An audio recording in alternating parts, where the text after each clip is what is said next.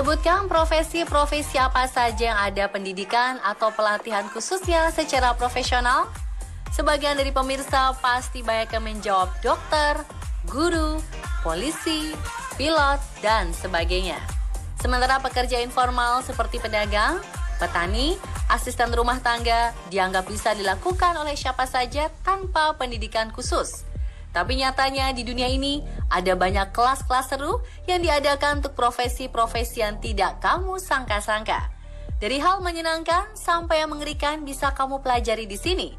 Berikut ulasannya versi on the spot.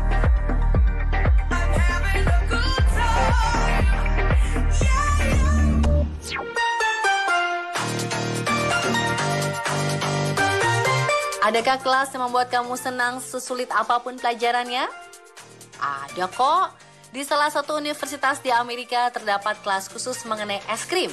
Dan ada juga kampus khusus gelato di Italia. Berarti belajar makan es krim terus dong. Itu sih sudah pasti. Gak ada deh tuh yang namanya menghafal rumus-rumus.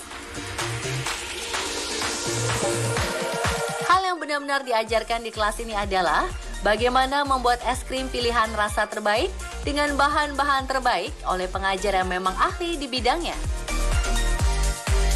Gak heran kalau para murid harus turun langsung bahkan dalam memerah susu dari sapi-sapi ternak atau mencium aroma dari buah-buahan. Selama proses pembuatan es krim maupun gelato, para murid bisa mencoba es krim, tapi bukan berarti untuk dimakan sepuasnya pemirsa. Mereka harus mengukur konsentrasi, warna, bahkan ukuran es krim di cone es krimnya. Wah, siapa sangka ya, mau jadi pedagang es krim ada sekolah khususnya begini.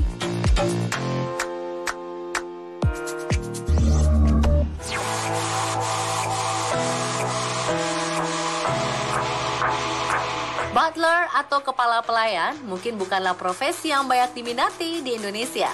Tapi bagi kamu yang pencinta film-film internasional, pasti sudah nggak asing lagi deh dengan sosok berwibawa dengan pakaian rapi dan dasi kupu-kupu ini. Walaupun berjuluk asisten rumah tangga, butuh latihan keras dan tak mudah loh untuk menyandang predikat butler. Di Belanda dan Cina terdapat Akademi Butler Internasional yang cukup populer dan lulusannya direkrut oleh perusahaan-perusahaan besar dan keluarga elit. Selain dituntut menguasai tetek bengek rumah tangga, para kepala pelayan bertugas mengontrol dan memantau segala hal yang berhubungan dengan perawatan dan kebutuhan pelayanan hotel ataupun rumah. Loyalitas, dedikasi, serta kedisiplinan adalah kunci utama yang diajarkan akademi ini untuk membentuk karakter para calon butler. Tak main-main loh pemirsa, seorang kepala pelayan bersertifikat profesional dapat menghasilkan miliaran rupiah dalam setahun. Sehingga latihan keras serta pelayanan yang diberikan pun maksimal. Ada yang berminat menjadi butler?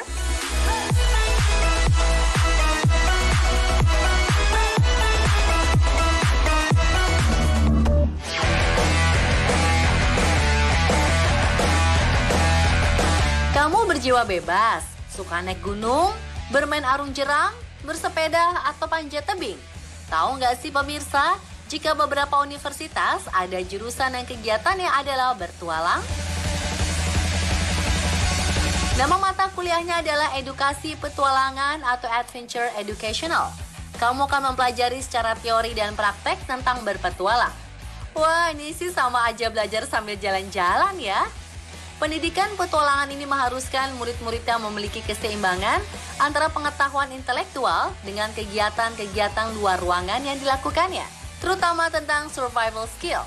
Sama seperti kelas-kelas lain, mereka punya level atau tingkatan tertentu yang harus kamu pelajari.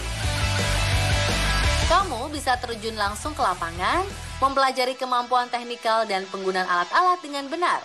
Kamu juga bisa berlatih di ruangan indoor, seperti bermain kayak di kolam renang dan panjat tebing dalam ruangan. Soal jejak karir nggak usah diragukan lagi. Banyak pilihan profesi dengan lulus dari sini.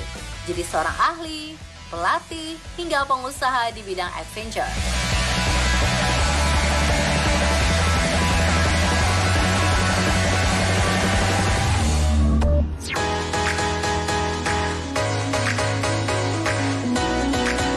Ayo, siapa yang masih ingat-ingat 3 maskot yang jadi bintang di tahun 2018 ini? Yaps, mereka adalah Bin Bin, Atung, dan Kakak. Maskot yang berhasil menjalankan tugasnya sebagai representasi dari Asian Games di Indonesia 2018 lalu. Kalau pemirsa pikir menjadi maskot adalah hal yang mudah, itu salah besar. Selain panas, ruang gerak juga terbatas, padahal harus tetap beraksi. Itulah yang membuat seorang wanita di Jepang membuka sekolah khusus maskot. Apa? Tinggal pakai kostum dan lambai-lambai aja mesti ada sekolahnya? Betul sekali. Karena bagi Jepang, maskot memiliki popularitas tersendiri. Menurut Choco sang pemilik, menjadi maskot artinya menjiwai peran atau karakter kostum yang dipakai dan membuatnya seakan nyata. Dari melambai, berjoget, sampai membuat pose yang baik sebagai maskot diajarkan oleh sekolah ini. Sebagai maskot, mereka menerapkan 3 peraturan penting yang harus ditaati. Tidak boleh berbicara saat sudah memakai kostum. Dilarang memperlihatkan kulit tubuh saat sudah memakai kostum, apalagi berganti kostum di keramaian. Yang terakhir adalah bersikap baik dan jangan kasar. Wah, sulit juga ya pemirsa.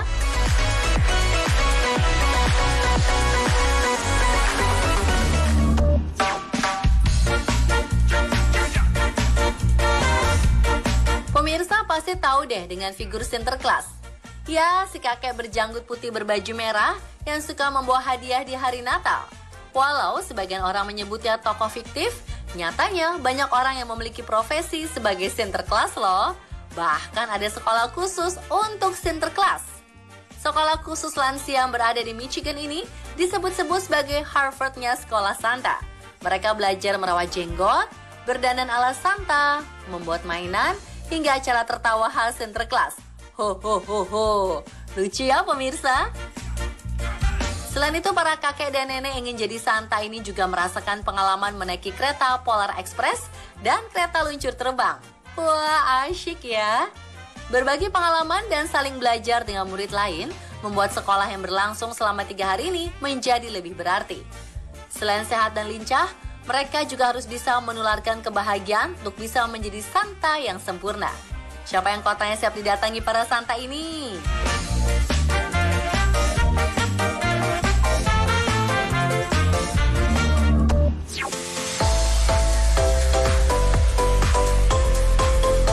Pemirsa masih ingat kan dengan film ini? Film mengenai aksi sepak bola dengan keahlian kungfu ini sangat populer. Tapi tahukah jika Shaolin Soccer tak hanya di film semata? Sebuah sekolah kungfu terbesar di Cina, Shaolin Tago Martial Arts School, resmi membuka akademi sepak bola sejak tahun 2015. Mereka terinspirasi dari film Shaolin Soccer dan menggabungkan bela diri kungfu ala Shaolin dengan sepak bola. Sehingga dasar ilmu kungfu seperti keseimbangan, stamina, dan fleksibilitas akan sangat berguna dan menguntungkan ketika bermain sepak bola.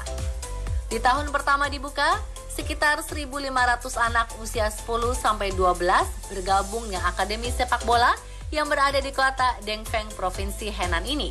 Dibentuknya akademi ini diharapkan bisa membuat persepak bolaan menjadi berkembang dan mampu bersaing ketat di kancah internasional. Wih, gimana ya rasanya jika melawan tim sepak bola macam begini?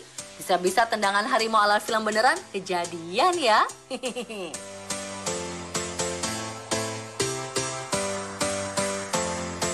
Itulah kelas-kelas yang tak disangka ada di dunia untuk menunjang suatu bidang. Semoga bisa terus menginspirasi kamu ya. Apapun pekerjaannya, dedikasi adalah kunci utama dari semua kelas ini. Terus saksikan info menarik lainnya hanya di On The Spot Trans 7.